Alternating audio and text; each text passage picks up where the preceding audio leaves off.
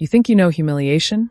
Try sitting at your own family's Christmas dinner and being introduced as the family disappointment.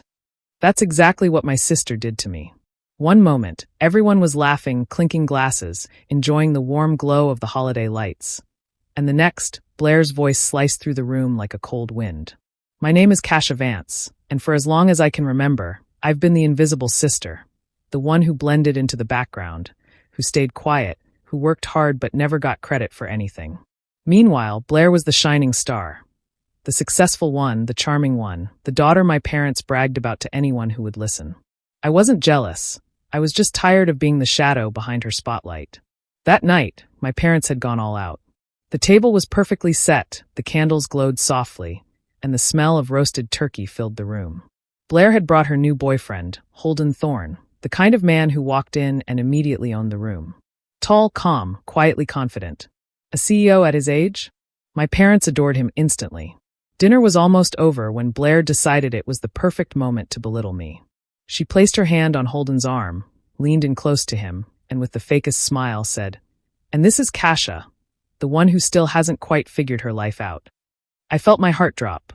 For a second, I couldn't breathe. My fork hovered in midair. The entire table fell silent, and all eyes turned toward me. My cheeks burned, and I could feel the embarrassment crawling up my skin. My own family didn't even try to stop her. They just looked away, pretending they hadn't heard. But Holden, he didn't laugh. He didn't brush it off. He didn't even force a polite smile. Instead, he studied Blair with a strange expression, like he didn't recognize the woman sitting beside him. Then he looked at me. Really looked. His gaze held steady, calm, and strangely reassuring. And in that silence, before anyone could speak, he said 4 words that changed everything. I find that hard to believe. The room shifted. You could feel it. Blair stiffened instantly, her smile frozen. My parents looked confused, unsure how to react. And me? For the first time in years, I felt seen. Holden didn't explain himself. He didn't need to. The way he looked at me, like he wasn't buying Blair's story, was louder than anything he could have said. Blair tried to laugh it off, saying she was just joking. But even she could tell the night was slipping out of her control. And that moment, that quiet moment of unexpected defense, set off a chain of events none of us saw coming. Because that Christmas night was the beginning of the end of Blair's perfect image, and the beginning of my awakening. In the days after Christmas, I couldn't stop thinking about what happened at dinner. Holden's simple words kept replaying in my mind. No one had ever spoken up for me like that, especially not in front of my family. It felt strange, almost unreal, that someone finally saw through Blair's behavior. His quiet defense shook something awake inside me, something I had buried for years. For the first time, I looked back at my life with clear eyes. I saw how many moments I had stayed silent, even when my ideas were stolen. I remembered how many times I worked late, finished projects, and solved problems, only to watch Blair step forward and take the praise while I stood in the back, smiling like it didn't bother me.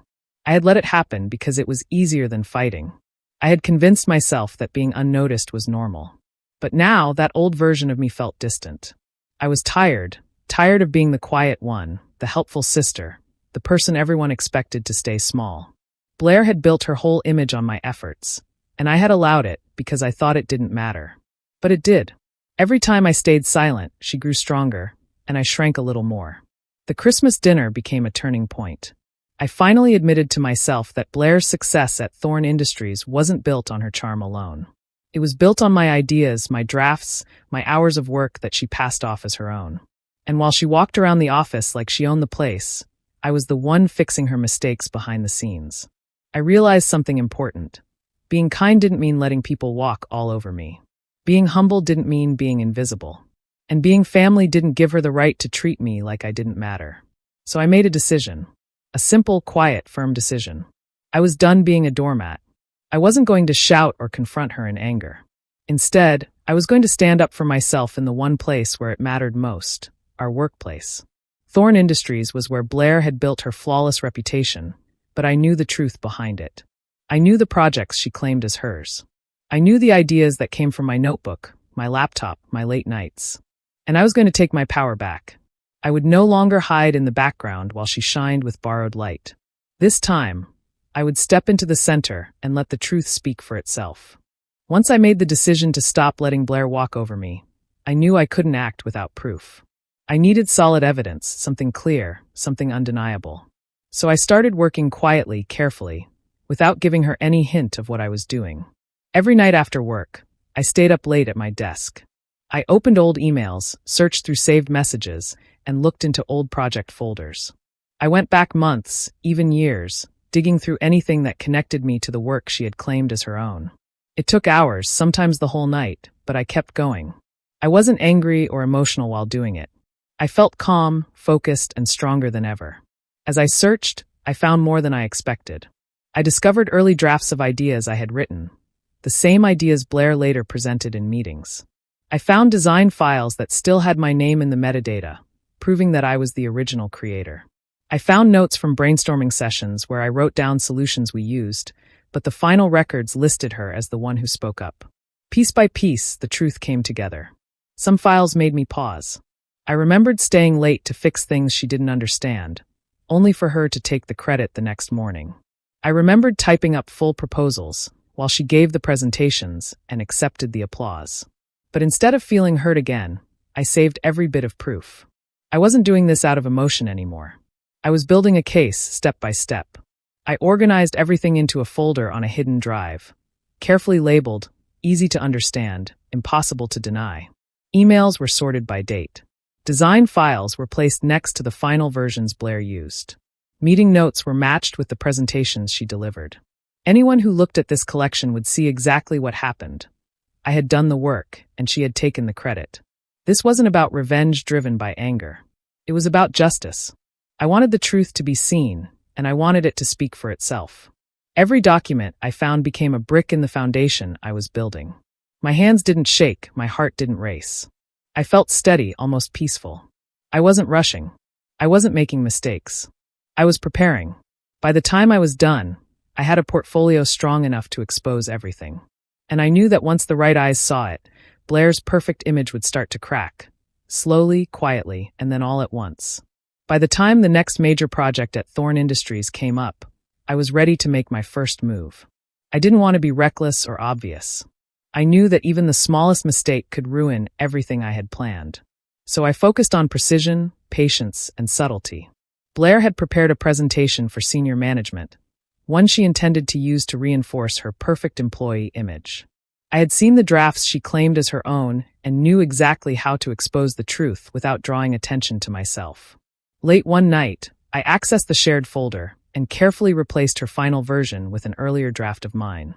It was my original work, complete, polished, and clearly superior.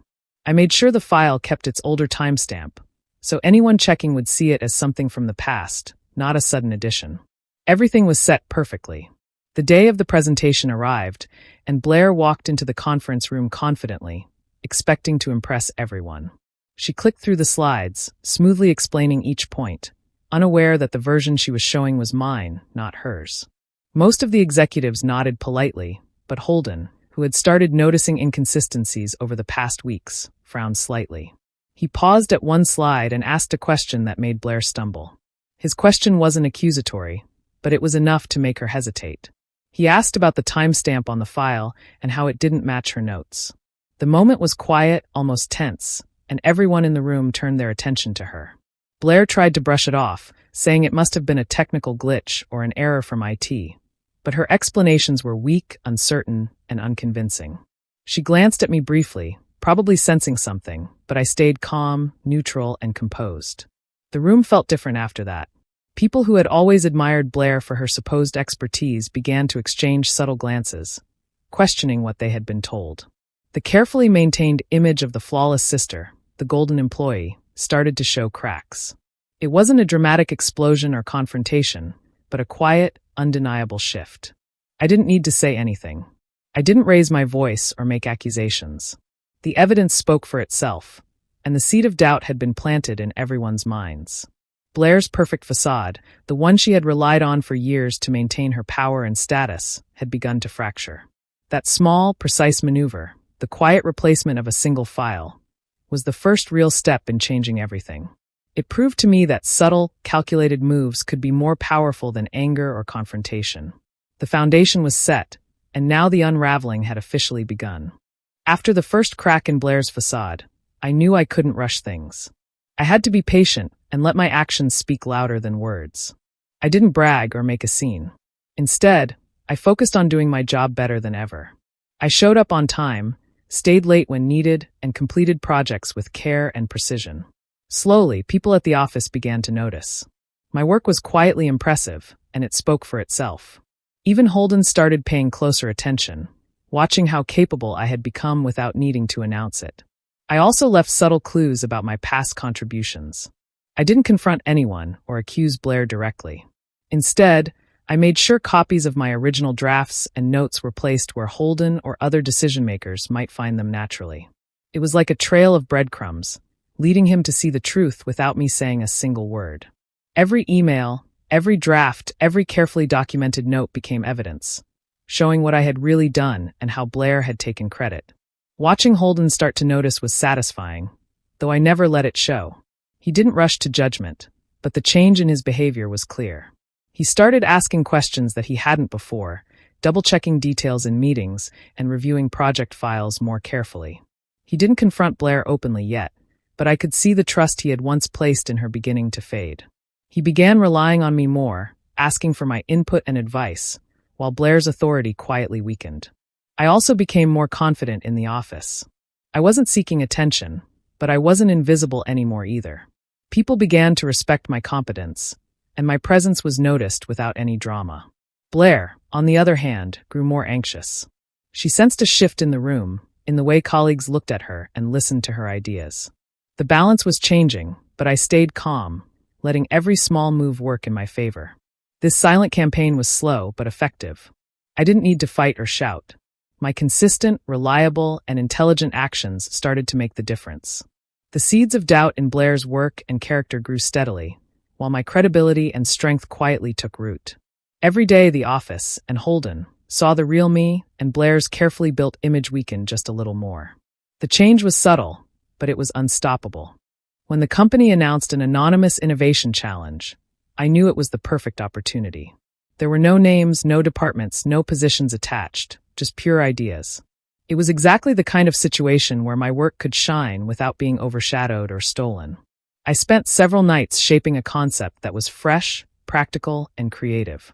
I made sure every detail was clear and well thought out.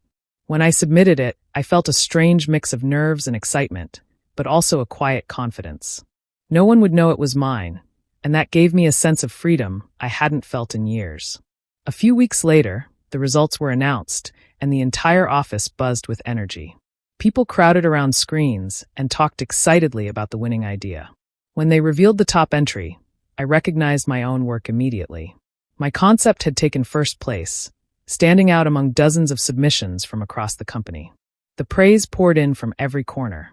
Managers admired the originality, employees discussed the smart details, and everyone wanted to know who had submitted it.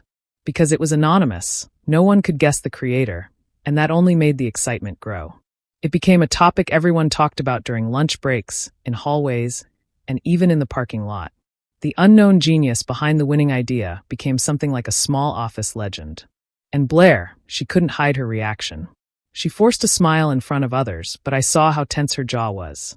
She hated not knowing who created it, and even more, she hated not being able to take the credit. Every time someone praised the idea, she looked uncomfortable, as if the spotlight she usually enjoyed had suddenly shifted away from her. What bothered her most wasn't just the winning idea. It was the fact that she had nothing impressive of her own to show. Without my work to steal, her creativity seemed frozen. She had no new concepts, no fresh angles, nothing that made her stand out. It was like the company was seeing her clearly for the first time. Meanwhile, my anonymous success sparked excitement among the leadership team. They praised the mystery innovator repeatedly and encouraged others to follow that standard. Even Holden looked more thoughtful than usual, as if the puzzle pieces were beginning to line up in his mind. This moment wasn't loud or dramatic, but it changed everything. It showed the company that real talent existed somewhere unseen, and it proved that Blair's ideas had never been as strong as everyone believed. My work was finally being recognized, quietly, anonymously, and powerfully. And the best part was this: Blair couldn't stop it, couldn't twist it, and couldn't claim it. For once, the truth stood on its own. After the innovation challenge, things began to change quickly, but not because of anything I said.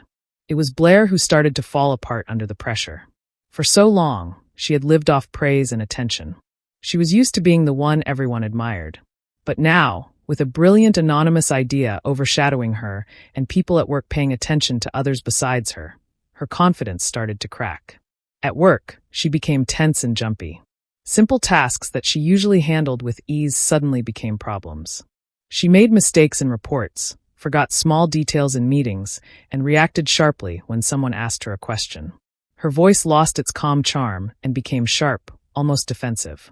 People who once looked up to her now avoided her because she snapped at them for no reason. She tried to act normal, but her behavior made it clear that something inside her was breaking. She grew suspicious too. She started asking coworkers about the anonymous idea, trying to guess who created it.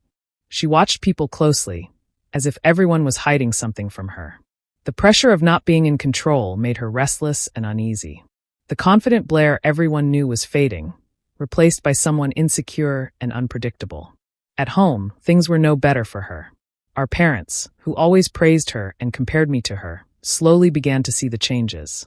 They noticed her short temper, her late-night stress, and her constant frustration. At the same time, they noticed something different in me. I wasn't loud, I wasn't showing off, but I carried myself differently. I was calmer, more focused, and less afraid to speak when needed. They sensed a shift, even if they didn't understand it. For the first time, they didn't rush to defend Blair when she acted out. They watched her with concern instead of admiration. And when they spoke to me, there was a new softness in their tone. They asked about my work, my day, my goals, things they rarely asked before. The balance that once leaned completely in Blair's favor was slowly evening out. Blair felt the change too. She didn't say it out loud, but the way she looked at me at home, almost confused or irritated, showed she knew something was slipping from her hands. She wasn't the only shining one anymore. The shift was small at first, but steady. Day by day, the family dynamic changed, not through arguments or fights, but through quiet realizations. The pedestal Blair stood on for years was starting to crack, and for the first time, I wasn't standing in her shadow. The day of the confrontation arrived quietly, without warning or drama. Blair walked into the office as usual, still trying to pretend everything was under control, even though it clearly wasn't. She had no idea that Holden had spent the past week putting the final pieces together. He had reviewed old projects, checked server records, compared drafts, and looked closely at every detail I had left behind for him to discover. By the time he called her into his office, he knew the truth with absolute certainty. Holden's office was always calm and orderly, but that day the atmosphere felt different, heavy, serious. Blair stepped inside with a confident smile, trying to act natural. But the moment she saw the documents neatly arranged on his desk, her smile faded. Holden didn't greet her with his usual warmth. Instead, he gestured for her to sit, his face unreadable. He began by placing a thick folder in front of her. Inside was a complete record of her actions over the years. Projects she had claimed as her own, ideas she had presented, and designs she had showcased. Then he showed her the original files, each one with my name in the metadata, each one clearly written or created by me. He explained calmly how he had found timestamp mismatches, duplicate drafts, and traces of my work hidden behind her polished presentations. At first, Blair tried to laugh it off, saying it was some kind of misunderstanding. But Holden didn't move, didn't smile, didn't soften. He continued explaining, page by page, how the evidence proved a long pattern of stealing and manipulation. With every document he revealed, Blair's face changed from shock to confusion to panic. Then she did what she always did when cornered. She pointed the blame at me. She claimed I was jealous, that I wanted to ruin her, that I had always envied her success. She tried to paint herself as the innocent one, saying I was creating drama for attention. But this time, her words held no power. Her excuses sounded empty and desperate in the quiet room. Holden didn't raise his voice. He simply responded with facts. He showed her the emails, the server logs, the early drafts, the meeting notes, everything that clearly proved who the real creator was. Her lies couldn't survive against the truth laid out so plainly. Every denial she tried made her look smaller, weaker, and more exposed. For the first time, Blair had nowhere to run. No charm, no confidence, no practiced smile could save her. She realized that the version of herself she had carefully built, the star employee, the talented sister, was collapsing right in front of someone she desperately wanted to impress. The confrontation ended not with shouting, but with silence. A silence that told her the truth she never wanted to face. Her actions had finally caught up to her, and she couldn't hide anymore. Holden did not waste any time after the confrontation. The very next morning, he called Blair into his office again, but this time there was no confusion in his eyes. He had made his decision, and nothing she could say would change it. He handed her a thick envelope, her termination letter. It wasn't a simple notice. It detailed everything she had done, every rule she had broken, and every lie she had told. It explained how she had stolen ideas, how she had tried to pass off other people's work as her own, and how she had damaged the company's trust. With that single letter, her entire career was finished. No company would take the risk of hiring her after reading it. When she realized what was happening, Blair tried to stay calm, but her face grew pale. She looked around as if expecting someone to defend her. She even tried to laugh, saying the punishment was too harsh, saying she had only made small mistakes. But Holden did not respond to her excuses. He had seen the truth for himself, and he was not going to protect her anymore. Every word in that letter was backed by proof she could not deny. The HR team entered the room quietly, and that was the moment Blair's panic truly showed. She tried to speak again, her voice shaking, but no one listened. She was told to pack her things. Her access was removed. Her emails were frozen. Staff members began whispering as she was escorted through the hallway, her eyes red with anger and disbelief. The same people she had mistreated for years watched her pass by, but nobody reached out to comfort her. Her fall was sudden, loud, and humiliating. I stood at a distance, watching everything unfold. Not with satisfaction, but with a quiet sense of release. For years, I had carried the weight of her actions. I had stayed silent while she took credit for my work. I had seen opportunities slip away from me, knowing she was the reason. Seeing her finally face consequences felt like breathing after being underwater for too long. She looked at me once, her expression full of rage, as if she expected me to save her from this. But I didn't move. I didn't speak. I didn't offer comfort. This moment wasn't about revenge anymore. It was simply the truth catching up with her. As she stepped out of the elevator for the last time, the building seemed calmer. The air felt lighter. I went back to my desk and sat down, feeling something inside me settle. It wasn't joy. It was freedom. The long shadow she had cast over my career was gone, and I finally felt the weight of injustice lifting from my shoulders. After everything settled, the office slowly returned to normal, but my life didn't. Holden called me in one afternoon, his tone calm but sincere. He told me he had reviewed all the projects again, the ones Blair had claimed as her own, and he now knew who the real creator was. He offered me a promotion, not because he felt sorry for me, but because I had earned it with years of unseen hard work. Hearing those words felt strange at first. I had spent so long working in the shadows that stepping into the light felt unreal. But it was real, and this time no one could take it from me. With the new position came a new office, new responsibilities, and a new sense of confidence. For the first time, I felt like I belonged exactly where I was. I didn't have to shrink myself or pretend to be less than I was. Holden trusted my abilities, and now I finally trusted them too. Word of what happened spread quickly, and eventually it reached my family. My parents called, their voices softer than I had ever heard them. They said they were proud of me. They said they were sorry for not believing in me before. They wanted to rebuild the closeness we once had, to fill the space they had allowed Blair to create between us. I listened to them quietly. I forgave them because holding on to anger would only keep me tied to the past. But something inside me had changed. I was no longer the quiet daughter who accepted being overlooked. I wasn't desperate for approval anymore. I loved them, but I no longer needed them to define my worth. The day I moved into my new office, I arrived early. The room was bright, with a wide window overlooking the city. I placed my things on the desk slowly, taking in the moment. It felt peaceful. There was no rush, no fear, no shadow hanging over me. Just possibility. I sat down in my chair and took a deep breath, letting the silence wrap around me. For so long, being the quiet sister meant being ignored, dismissed, or overshadowed. But now, silence meant something different.